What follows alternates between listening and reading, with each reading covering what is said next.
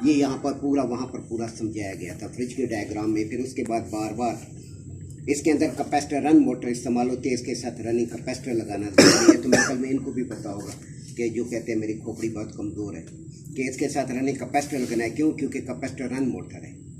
यहाँ अपने स्टार्टिंग देनी है, वहाँ फ्रिज के कंप्रेसर में स्टार्टिंग किस वजह से देनी है? क्योंकि ये कॉन्फिडेंस होगा तो आगे फील्ड में काम करेंगे। यहाँ मेरे पास तो नहीं रहना आप लोगों ने। इस वजह मैं साइड पे खड़ा था, मैंने कहा खुद काम करें। कैसे? मैंने रिले दी आपको कंप्रेसर, मैंने कहा वैक्यूम पंप के कनेक्शन करें, उसके साथ एसी के कनेक्शन करके साइड पे कर दिए अपने।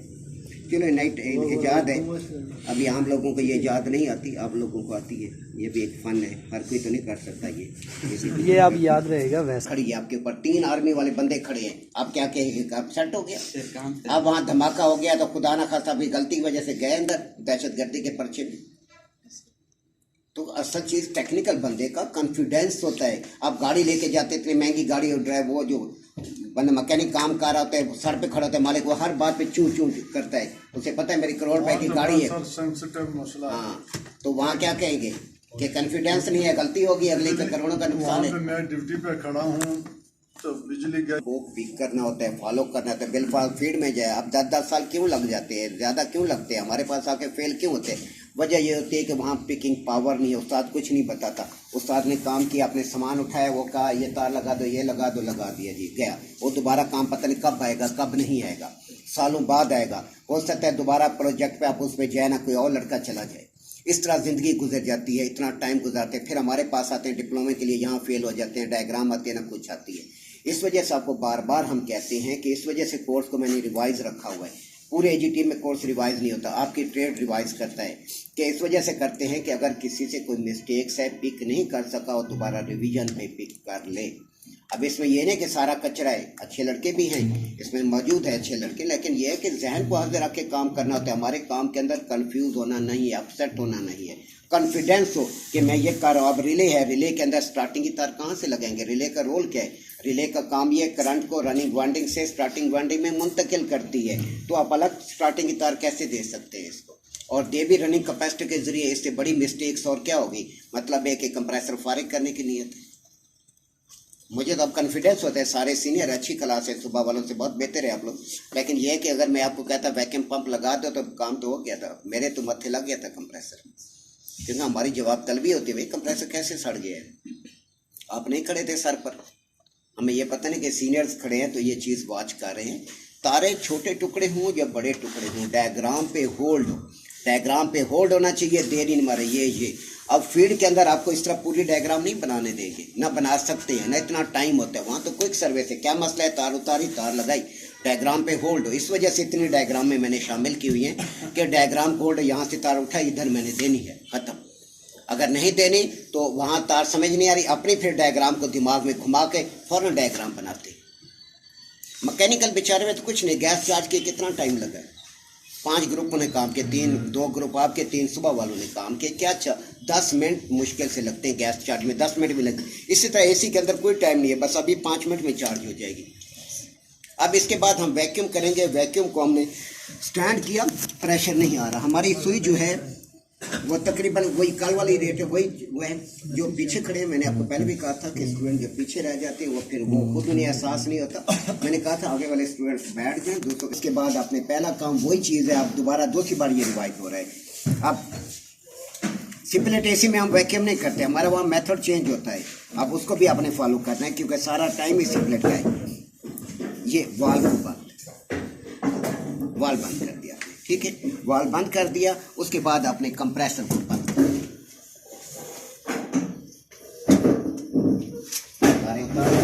आपने कनेक्शन लिए, दूसरी कनेक्शन करो ना। गैस चार्ज के लिए सिलेंडर देंगे, पड़ा जो फ्रीजर पे पड़ा हुआ, हाँ ये ले, शाबाश।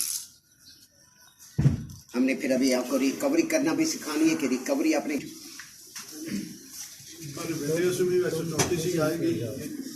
नहीं वाइस आएगी। कल मैंने कितने बार वैक्यूम पंप के साथ लगी थी, वैक्यूम पंप से आपने लीड को उतारा, आपने गेज के साथ लगा दिया। ठीक है।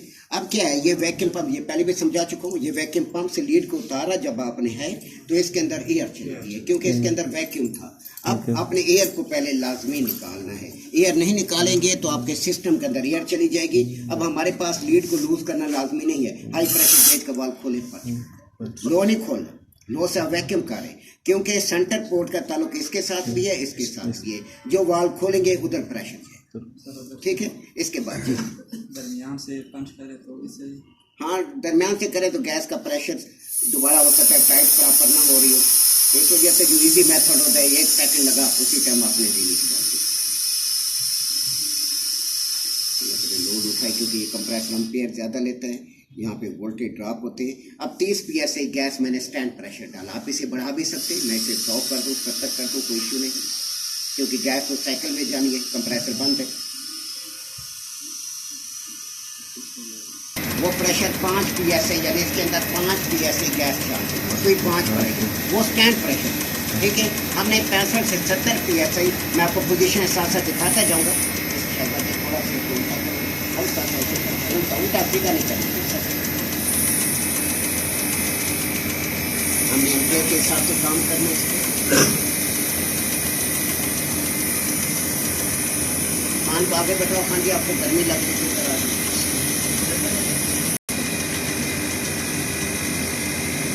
झटके देके गैस नहीं चार्ज करते, आराम से स्मूथली बाजू इस तरह वाल्व खोले, आराम से स्मूथली गैस जाने दें, उसके बाद वाल्व को बंद करें, देखें सुई कहाँ आके रुकती है।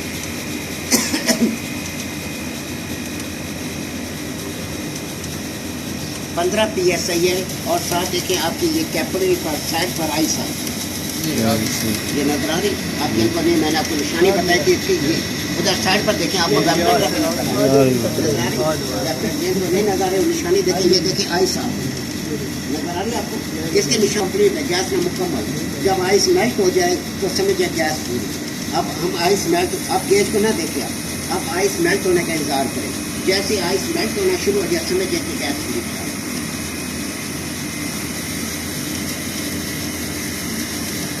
ये फैन आपको उल्टा चाहिए,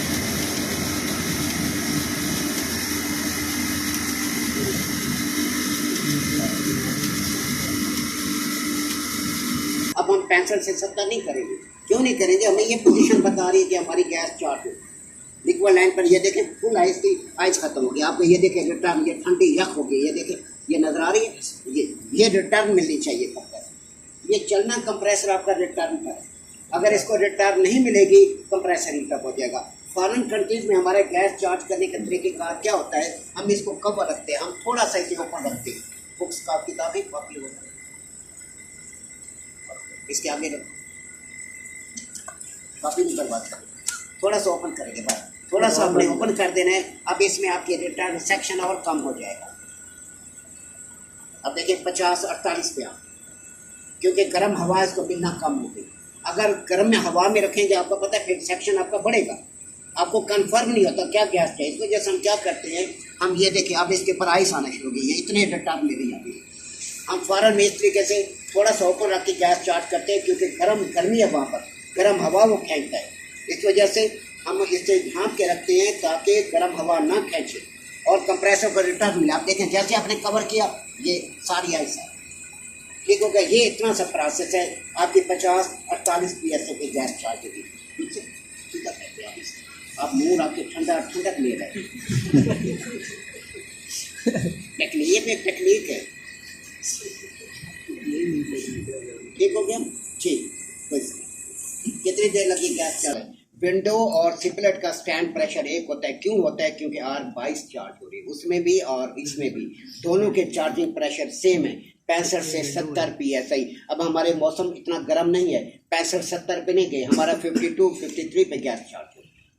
हम इस तरह नहीं 65-70 आंखें बंद करके 65-70 करेंगे, नहीं करेंगे, वो गर्मी में सख्त जाके गर्मी में हेड प्रेशर बढ़ेगा, कंप्रेसर में लोड आएगा। हमने इसकी पोजीशन को देखा, जब इसकी पोजीशन वादी हो गई, रिटर्न देखें कितनी रिटर्न है, कंप्रेसर बंद है तो रिटर्न मिल रही है, इसका मतलब है ओके।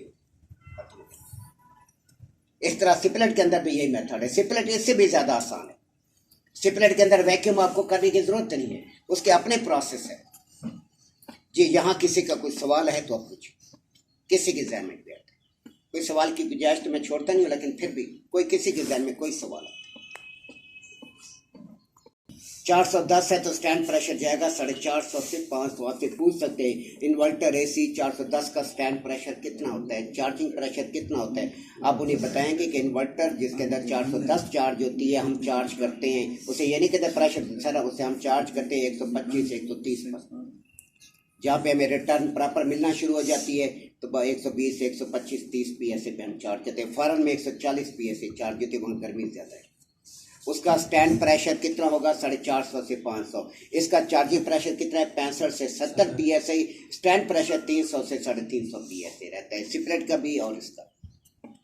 जी कोई सवाल क्लियर हो गया। डीसी, वो डीसी कंप्रेसर इन्वर्टर। अब इन्वर्टर के अंदर भी कई आगे हैं, 1 स्टार, डबल, 3। उसके अंदर क्या चीज़ है, कुछ मुकम्मल इन्वर्टर है। मुकम्मल इन्वर्टर से क्या मुराद है, ऑल ओवर डीसी है, ठीक है। अब कुछ मुख्तलिफ होती है उसका टोटल ही उसके अंदर कार्ड है टोटल। उसके अंदर वायरिंग वाली गेम ही नहीं है। सिर्फ कार्ड से तारें कंप्रेसर में जा रही हैं, कार्ड से तारें मोटर में जा रही हैं, बाकी total all over card cover कर रहा है उसको। कार्ड किस टाइप का होता है, क्या पहचान है कि इन्वर्टर ऐसे दासा इन्वर्टर है कि इन्वर्टर के अंदर आम चार्जिंग लीड नहीं लगती। ये जो जिस तरह आप आम सिपलेट में चार्जिंग लीड लगाएंगे आपके नहीं लगेगी। उसके अंदर आपको मैंने पहले बताया, वहाँ पर आपको पहले अडाप्टर लगाना पड़ेगा। अडाप्टर पे लीड लगाएगी, ये आपको मैंने पहले बता चुका। अडाप्टर लगेगा, अडाप्टर पे लीड लगेगी। उसके बाद 410 वाज़े तौर पे लिखा होता है। दूसरा उसके अंदर इसके अंदर ज़मीन आसमान का फ़र्क है। उसके एम्पेयर बहुत ज़्यादा कम होते हैं आम हालत में, जब आप चलाएंगे एम्पेयर सेम है, लेकिन जैसे जैसे टेम्परेचर मेंटेन होता जाएगा उसकी फ्रीक्वेंसी डाउन होती है। उसके अंदर सारा डीसी कार्ड है, उसकी फ्रीक्वेंसी डाउन होती जाती है, जिसकी वजह से कंप्रेसर ऐसा चलना शुरू हो जाता है। वो ऑटोमेटिक बंद नहीं होता, उसकी स्पीड स्लो होती है कंप्रेसर की, जिसकी वजह से उसे कहते हैं VRF सिस्टम। उसके अंदर क्या होता है, वेरिएबल रेफ्रिजरेंट फ्लो है, VRF system, variable refrigerant flow, यानी गैर मुस्तकिम नहीं है कि कभी स्पीड स्लो तेज़ हो रही है रेफ्रिजरेंट की, कभी स्लो हो रही है, कभी अप हो रही है, कभी डाउन हो रही है। तो वो वेरिएबल सिस्टम है, VRF सिस्टम है जो इन्वर्टर है। ये आम डायरेक्ट है, इसके अंदर रेफ्रिजरेंट का फ्लो सेम है, कंप्रेसर की स्पीड एक जैसी है। अब इन्वर्टर मुकम्मल चंद देखें, घड़ी का इन्वर्टर मुकम्मल इन्वर्टर है। अगर आम लेंगे दूसरे डॉलेंस वाले शहर वार ये इन्वर्टर मुकम्मल हैर भी मुकम्मल इन्वर्टर आजकल आना शुरू हो गया। क्या होता है, कंप्रेसर डीसी है, आउटडोर की मोटर एसी कर देगी, या बाकी आउटडोर मुकम्मल वो कर देंगे, डीसी कर देंगे, इंडोर जो है वो एसी कर देंगे। इस टाइप के रफड़े आ रहे हैं। इसके अंदर मुकम्मल एक कार्ड होता है, मैं आपको कार्ड दिखा देता हूँ, मेरे पास पड़ा है, वरना ये अभी हमने आज इंस्टॉल करना है इसको। कीमत ज़मीन आसमान का फर्क, और ये 2 लाख को क्रॉस कर गया, 1.5 टन का 2 लाख को क्रॉस कर गया है। ये 1.5 टन का आपको तकरीबन मिलेगा 80-85। ये भी इसकी रेट भी 20 से 25 हज़ार इसका रेट चढ़ गया। हम पाकिस्तान में कौन सा ज़्यादा यूज हो रहा है? पाकिस्तान में हम नॉर्मल इस्तेमाल हो रहे हैं, हम किसी को इसकी राय देते ही नहीं है। इसकी वजह क्या है, इसकी वजह ये है कि अगर इसका खुदा न खास्ता कार्ड ख़राब हो जाए तो कार्ड रिपेयर नहीं हो रहा तो 18 से 20 हज़ार रुपये का कार्ड मिलेगा। ये कार्ड रिपेयर हो जाएगा 500 में होगा, वो रिपेयर होगा कम से कम 4-5 हज़ार 6 हज़ार 7 हज़ार 10 हज़ार में रिपेयर होगा। ये 500-700 में 1500 में रिपेयर हो जाएगा। इसका कंप्रेसर जल जाए आपको 10-12 हज़ार में सेकेंड हैंड कंप्रेसर मिल जाएगा। उसका कंप्रेसर सेकेंड हैंड आपको मिलेगी, नया कंप्रेसर कम से कम 65-70 हज़ार रुपये का आपको कंप्रेसर मिलेगा। तो इस वजह से हम किसी को हम कहते हैं बिजली की बचत को न सोचे, कल को ये चीज़ ख़राब होने वाली है। इलेक्ट्रॉनिक्स है, किसी टाइम बिजली का हल्का सा फ्लक्चुएशन हुआ, झटका मिला, बंद है, कमरा बंद है। अगर इस तरह जैसे ये स्टूडेंट्स आ रहे हैं जा रहे हैं या दफ्तर है, वहाँ कामयाब नहीं है। क्यों? क्योंकि जब ये शुरू में चलता है इसके एम्पेयर आम का एसी के एम्पेयर नॉर्मल होते हैं, जब कूलिंग पूरी होती है फिर जाके इसके एम्पेयर डाउन होते हैं। अगर बंदा आ रहे हैं जा रहे हैं, फिर रूम टेम्परेचर ही पूरा नहीं होगा, कूलिंग कहाँ से करेगा, बल्कि इसकी बिजली का बिल ज़्यादा आ जाएगा, क्योंकि ये ऑटो पे नहीं जाता। ये हिसाब है इसके अंदर। इन्वर्टर वहाँ कामयाब है जब रूम एयर टाइट है, रूम बंद है। आप दफ्तर में काम करें अब, लेकिन आपका आना जाना है दूसरे दफ्तर में, आना इधर उधर, आप आते हैं एसी को चलाते हैं फिर जाते हैं बंद करके जाते हैं, तो आपका कोई फ़ायदा नहीं है। क्यों? क्योंकि आपका रूम टेम्परेचर तो बढ़ गया जब आप बाहर गए। ये इसके अंदर इश्यूज़ है और कोई नहीं है। ये कॉस्टली है, रिपेयरिंग बड़ी मुश्किल है। अभी इसकी रिपेयरिंग पाकिस्तान के अंदर इसके पार्ट्स अवेलेबल नहीं है। कार्ड रिपेयर कार्ड मैंने एक कार्ड में ले गया, मेरे पास पड़ा हुआ है, कार्ड ख़राब कर दिया उन्होंने, तो कार्ड ख़राब कर गया तो मुझे दूसरा कार्ड लेना पड़ गया। 18,000 रुपये कार्ड कस्टमर मेरे मत्थे। तो इस टाइप के इश्यूज खड़े होते हैं इसके अंदर, क्योंकि कार्ड हमने पूरा इलेक्ट्रॉनिक्स है, इतना बड़ा कार्ड है, मैं आपको दिखाता हूँ, पूरा उसके अंदर चेंज करना होता है। लेकिन जब ये लग जाएगा, अभी आप यही है तो ये पूरा मैं आपको दिखाऊंगा रनिंग हालत के। आज इंशाल्लाह इसको हमने फिट करना है। पाइप मैंने मंगा लिया, पाइप नहीं था मेरे पास, आज मैंने पाइप मंगवा ली है जी। अब रिकवरी यूनिट, अब इस टाइम रिकवरी यूनिट की बड़ी शदीद ज़रूरत है। क्यों? गैसेस बहुत ज़्यादा महंगी होगी, गैसेस महंगी होगी। अब एक एसी के अंदर अगर विंडो में गैस चार्ज करनी पड़ जाए तो हम कितने में चार्ज करेंगे? अब 35, तकरीबन 7-7,500। 5,000 तो हमारा खर्चा है, 1,500 2,000 हमने मजदूरी रखनी, क्योंकि आने जाने के किराए फटकारे, तो इतना तो हमने लेबर रखनी। आप सिपलेट के अंदर भी ऐसी जाएगी 7-7,500 गैस चार्ज। लेकिन इसमें मैकेनिक का फ़ायदा हुआ, गैस महंगी होने से मैकेनिक का फ़ायदा है। मैकेनिक को ज़्यादा फ़ायदा है सिपलेट का। सिपलेट में पूरी गैस नहीं चार्ज होती। सिपलेट के अंदर क्या होता है, जैसी गैस कम होगी आपके वेपरेटर पर आइस आ जाती है। जैसे आपने 50-55 अभी देखा था, सारी आइस आ गई थी। अब जब आइस आ जाएगी, एयर फ्लो ख़त्म हो जाएगा, हवा का गुजर नहीं होगा। हवा का जब गुजर नहीं होगा तो कमरे का टेम्परेचर बढ़ना शुरू हो जाएगा, गर्मी होगी, कंप्लेन आ जाएगी कूलिंग नहीं कर रहा। अब हमें क्या है, गैस उसमें कम है, अब हमारे ज़्यादा उस यूनिट के अंदर आधा किलो गैस डलेगी, क्योंकि गैस थोड़ी सी कम है, आइस आ रही है, आधा किलो मैक्सिमम डलनी है, और आपने चार्जेस ले लेने हैं 5-6 हज़ार। उसमें हमें फ़ायदा है, क्योंकि गैस चार्जिंग के रेट तो पूरे होते हैं। इसमें कितने ग्राम आते हैं? इसमें 1.5 टन का यूनिट है, तकरीबन 1 किलो 400, 1 किलो 300 ग्राम। तो ये अब उसके अंदर, इसके अंदर गैस के इश्यूज, इसके अंदर भी अगर आइस आ रही है, कूलिंग कम कर गया तो फिर हमें बचत है। हम उसी लाइन को पंच मारेंगे, हल्का सा पंच मार के हम चार्जिंग लाइन लगाएंगे, यानी मैकेनिक ने इसे पंच कर दिया लाइन को। अब हमारे लिए इशू ये है कि अब इसके अंदर गैस मौजूद है, हम कहते हैं गैस ज़ाया ना हो, हम नहीं ज़ाया होने देंगे, ये नहीं कि ज़ाया होने देंगे। हम क्या करेंगे, पंचिंग टूल लेंगे, पीछे से इसको पंच कर देंगे, लाइन को, जहाँ लाइन लगी हुई है ना, पीछे से पंच कर देंगे, आगे हम चार्जिंग लाइन लगा देंगे। चार्जिंग लाइन लगाकर तो फिर जब चार्जिंग लाइन लग जाएगी, हम पंचिंग टूल को उतार देंगे। पंचिंग टूल उस टाइम तक कारआमद है जब तक वो लाइन पर लगा हुआ है। जैसे आप उतारेंगे, लाइन का कुछ ना कुछ रास्ता खुल जाता है, फिर उसी रास्ते से हम गैस चार्ज कर देंगे। अभी ये इसमें वापस ले सकते हैं जी, मैं अभी हम लेंगे रिकवरी यूनिट से, अभी सारी गैस में स्टोर करूँगा। ये नहीं कि गैस में 5,000 की गैस डाल के खड़ा हो जाऊँगा, नहीं। ये टेक्निक एजीटी में मैं ही ले आया था, और फील्ड के अंदर मैं था या ये अशरफ था, कि मैंने बताया था आपको, हम लेने गए, उससे एक कंप्रेसर ख़राब हो गया। मालिक कहता फिर यार बड़ा नुकसान है, क्या करें? कहते यार रिकवरी यूनिट पड़ा है, अशरफ के पास चलते हैं। मैंने कहा ठीक है सर, चलते हैं। गैस के पास कह रहे 35,000 का, आज से कोई 3-4 साल पहले की बात है, 35,000 का। मैंने कहा सर दिखाएं, कैसे देखें? उसने मुझे दिखाया, मैंने कहा 18,000 देंगे। हाँ, मैंने कहा भी 18 है, मैंने कहा 18,000 देंगे सर। तो रिकवरी करने के लिए रिकवरी यूनिट हमने बनाया। रिकवरी यूनिट करने के लिए आपको एक कंडेंसर चाहिए। कंडेंसर क्यों चाहिए? ताकि जब आप गैस कंप्रेसर में मुंतकिल करें, सिलेंडर मुंतकिल करें, वो लिक्विड हालत में होनी चाहिए, बुखारात नहीं होनी चाहिए। अगर बुखारात होगी, जगह ज़्यादा घेरेगी, ठीक है, तो ऐसी सूरत के अंदर सिलेंडर का हुजूम कम हो जाएगा, सिलेंडर ब्लास्ट होगा। हम क्या करते हैं, आपने सिर्फ कंप्रेसर के बाद कंडेंसर ध्यान में रखना है, गैस आपके लिक्विड इसमें मुंतकिल हो जाए, लिक्विड भारी होने जो नीचे सिलेंडर में बैठता जाएगा, आप गैस को साफ, बस आपने इतना सा उन्होंने बनाया हुआ। आगे क्या किया हुआ था, सिलेंडर के जहाँ पे कंडेंसर के बाद उन्होंने एक शेल सा दिया हुआ था, ताकि गैस इसके अंदर लिक्विड हालत में मुंतकिल होती जाए, फिर थोड़ी थोड़ी कंप्रेसर में जाए। मैंने वो नहीं लगाया हुआ था, बाकी सारा सेम निज़ाम था। सारी गैस हमने छोड़ दी, एक आधा सिलेंडर अंदर रह गया तो रह गया, बाकी हमने कुछ भी नहीं छोड़ा। 18 सिलेंडर निकाल के परे मारे हमने, हैं दोबारा वही डाले बेचने के, हमारे तो पास में तो नहीं है जी। अब देखिए, एक ही बार से कंप्रेसर भी हम अपने से नहीं लेते, कंप्रेसर बड़े साइज का नहीं लगाते, बड़े साइज का लगाएंगे प्रेशर ज़्यादा होगा, सिलेंडर ब्लास्ट हो जाएगा। आप प्रेशर ज़्यादा नहीं रखेंगे ताकि गैस इसमें लिक्विड फॉर्म में चेंज हो। कंप्रेसर छोटा, ज़्यादा 1.6, ये 1.6 मैंने एक बड़ा 10 का लगाया हुआ, बड़ा कंप्रेसर कभी भी नहीं लगा रहा, 1.6। और गैस जब आप रिकवरी करें, गैस का प्रेशर 10 PSI से ज़्यादा नहीं खोलना।